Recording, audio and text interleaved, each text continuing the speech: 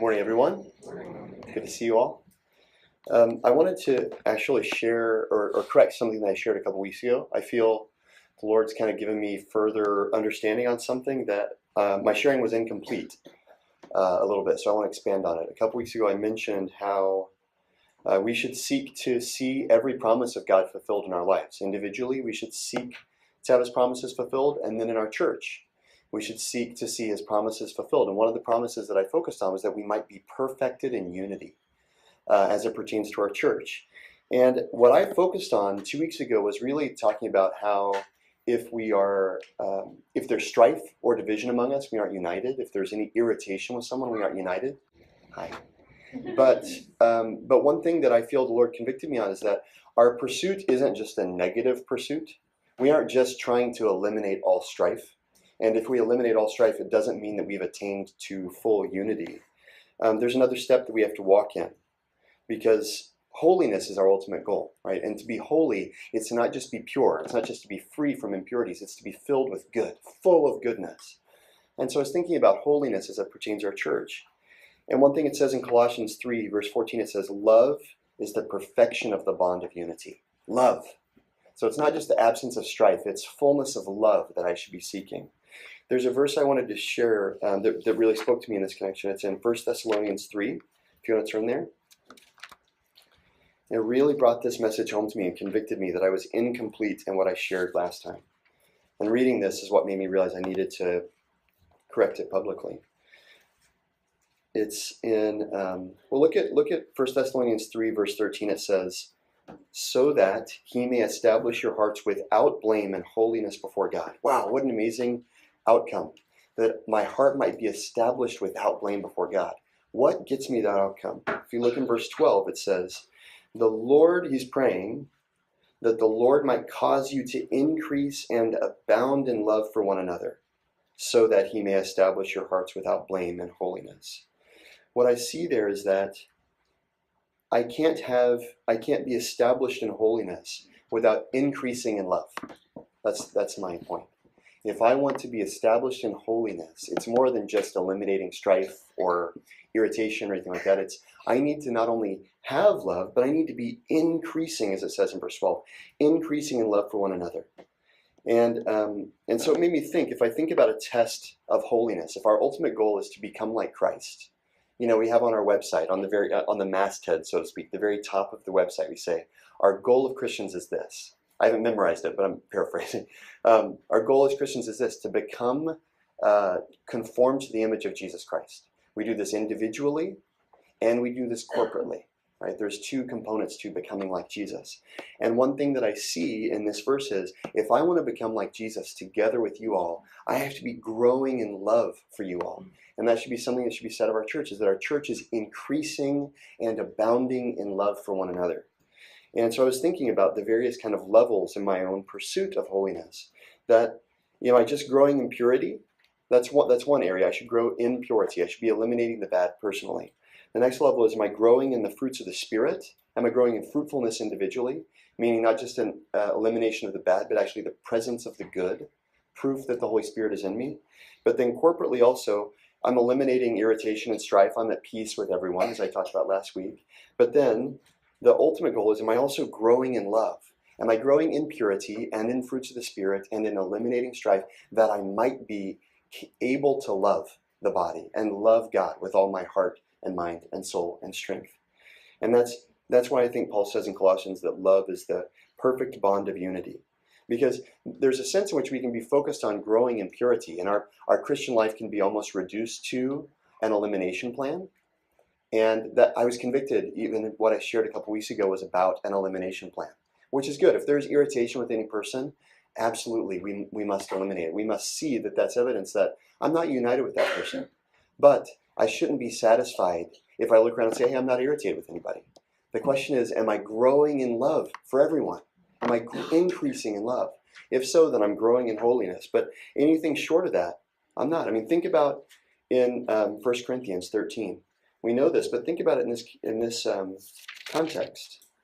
If I speak, 1 Corinthians 13:1, if I speak with the tongues of men and angels, but don't have love, I'm a noisy gong.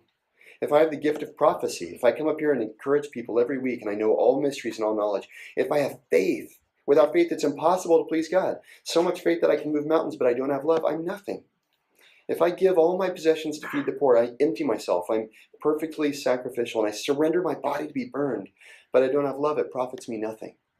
I was really convicted reading this. Why is it important, I think, for me personally to bear this in mind? I think it's because we spend a lot of time in our church focusing on eliminating sin and purity in our inner life, and that's really important. But when we get fixated on the sin elimination plan, it can be easy to neglect being filled with love. It can be easy to look down on others who maybe haven't seen the same sins. Like I've never seen procrastination as a sin like Bobby has, right? It can be easy. I'm not accusing Bobby of this. I can imagine it might be easy if Bobby has seen clearly procrastination as a sin. Now he sees, hey, Jeremy, man, he's always putting things off. He's always delaying responding to my emails. It could be tempting, I imagine, to be a little judgmental, right? Because when we see a level of purity that God calls us to, our natural wrong tendency is to look down on others. And we see this with the Pharisees. There's a phrase that Jesus used twice towards the Pharisees I'd never really understood until I was convicted of this. It's in Matthew 9 and then in Matthew 12. He uses this same phrase twice. And it really helped me understand this a little bit more. The first time is in Matthew 9, verse 11.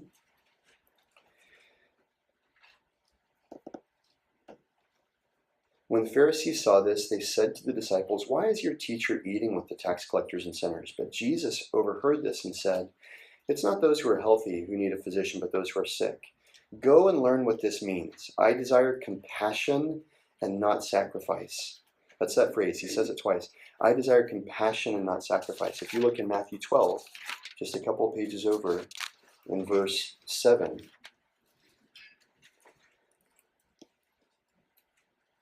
he says, "If you had known what this means, I desire compassion and not sacrifice, you would not have condemned the innocent." And I've always wondered, it's twice Jesus tells the Pharisees he'd wish they'd gone and learned something. And I've never really totally understood why, especially given that he emphasized it so much. But what I see is in both cases, he was correcting the Pharisees' judgmental attitude towards others who understood purity from sin differently. He was correcting this attitude of looking down, calling people out. And what I see the opposite of judgment is mercy. When he says, I desire compassion, not sacrifice, he's saying that to judgmental people. So for me, another word for compassion that really helped me understand this differently is mercy. It actually says that in the margin of my Bible. I desire mercy. What is the mark of a merciful person? When they see something wrong, they withhold judgment. And I see that this is a really important word to me, somebody who's sitting under a lot of teaching that says, hey, be serious about sin, seek to be purified of sin, seek to be pure in your devotion to Jesus. I need to recognize that God desires mercy upon others more than sacrifice. I was thinking about this. What is sacrifice? I can be soft towards God. I can feel a sense of, if he asks me for something, I'll readily give it. And there's a sense in which it's easy for us to reduce our Christian life to sacrifice. God asked me for something, I want to give it. But what I see here is if I'm soft towards God in that way and yet hard towards others, I'm lost. I'm just like the Pharisees. If I listen to God and sacrifice in the areas that he asked me to, and then I turn and I'm judgmental towards others, unmerciful, I'm a noisy gong. I'm a clanging cymbal. And I haven't seen that love is the perfect bond of unity. And I need to cleanse myself, just as Jesus was so longing to get the Pharisees to cleanse themselves. You know, when he says this, it's in reference to an Old Testament verse. It's Hosea 6:6. You don't have to look it up because it's the same, except there's one word that's different. Anybody know the word that's different? I desire loyalty is what it says in Hosea 6. And Jesus translated mercy or compassion, so that's helpful. But I was looking at this word loyalty and it actually helped me understand it better. In Hosea, God says, I desire loyalty rather than sacrifice, he says. And that one word difference, substituting the word loyalty for mercy, kind of helped me understand in the context of a family, what God wants is loyalty. You know, I was thinking, I think I've mentioned this picture before, but one time our younger daughter fell down, and I had my hands full, and I couldn't help, and she's crying and she's upset. And then before I knew it, in kind of this moment of parental pride, happiness, right? The older one sweeps in, and before I could do anything, she picks her up and says, "Are you okay? Can I help you?" And my heart was just overflowing with happiness. Wow, why? She did towards her sister what her father would have done if he could. And granted, God can do anything, and so he's not limited like I was with my hands full. But I saw loyalty there. I saw she's starting to bear the family resemblance a little bit. She's acting towards others the way the father wants to act towards them. And I see that sense of loyalty really help me. The word in Hosea, am I loyal towards the family of God? Am I loyal towards others when I see that they've fallen down? Am I eager to pick them up? God's not condemning them. Am I? God's not coming down hard on them. Am I? Or am I eager, as it says, to cover up the sins of others, like Noah's sons who covered up his nakedness? Do I have an attitude of judgmentalism and pointing things out and accusation, like we've heard that this is the spirit of Satan?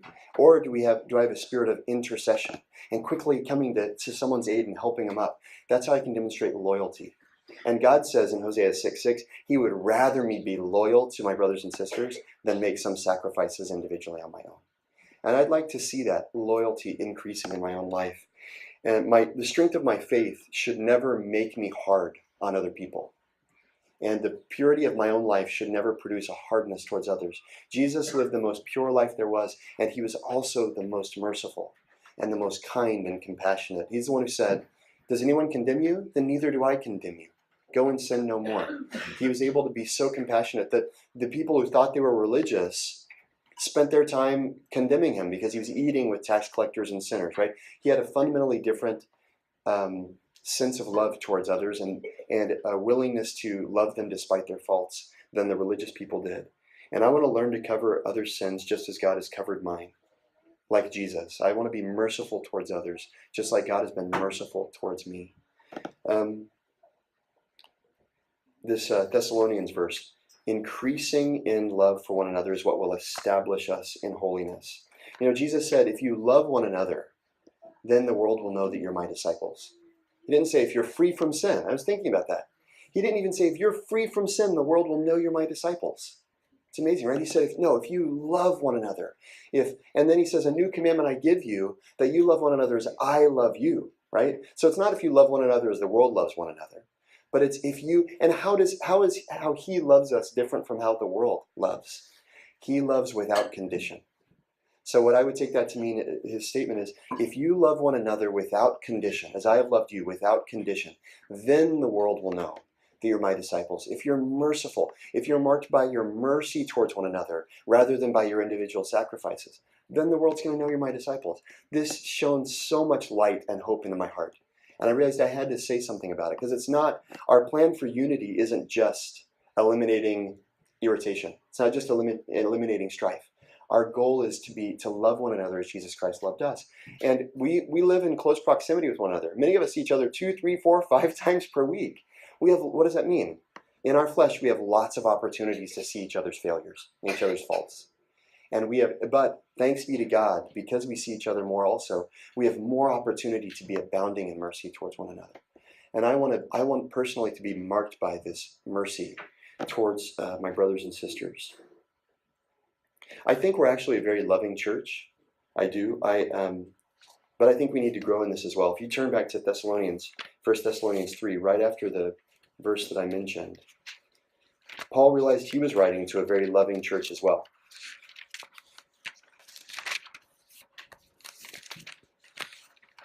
What should we do if we feel we're already a loving church?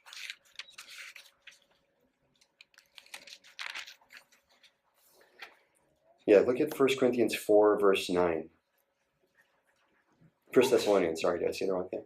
1 Thessalonians 4, verse 9, he says, now as to love of the brethren, you guys have no need for anyone to write you, because you yourselves, it's so clear you love one another that it looks like you've been taught by God himself to love one another. For indeed, you practice it toward all the brethren who are in Macedonia. That being said, we urge you, excel still more. And that really encouraged me. Say we're good at loving each other. Is that enough? what Paul said to a church that was maybe one of the most loving churches he wrote to. He told them, excel still more. Increase in love for each other. Don't be satisfied with the same level of love. If you have the same level of love for one another next year that you have this year, it means you're backsliding. Because the call is to excel still more. It's to be increasing and abounding for love for one another. I was thinking, how can I love? There's a sense in which it can seem like a romantic or an emotional thing, which we know isn't true. But one verse that's really helped me see a simple way in which I can love one another is in 1 Peter. In 1 Peter chapter 4, sorry. In verse 8 of 1 Peter 4, Peter says, above all, keep fervent in your love for one another, because love covers a multitude of sins. Peter, how do we keep fervent in love for one another? Verse 9, be hospitable to one another without complaint. There could be a whole other kind of sharing on that. I'll go to the next verse. As each one has received a special gift, employ it in serving one another as good stewards of the manifold grace of God. And what I see there is, one way that I can be fervent in my love towards my brothers and sisters is to be diligent to employ the spiritual gifts that I've been given. If I am employing my spiritual gifts and I'm seeking to, Paul says in 1 Corinthians, those who are zealous for spiritual gifts seek to abound for the edification of the church. I build up the church by employing my spiritual gifts, by seeking to encourage and exhort and edify through times of prophecy and things like that.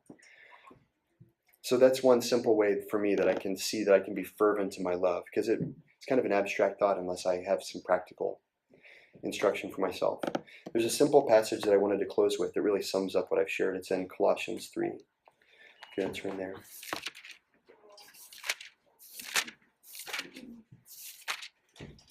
And starting in verse 12, Colossians 3, 12 through 14. It says, so, as those who have been chosen of God, holy and beloved, put on a heart of compassion. Be merciful to others, kindness, humility, gentleness, and patience. Bear with one another and forgive each other. Whoever has a complaint against anyone, just as the Lord forgave you, so also should you forgive.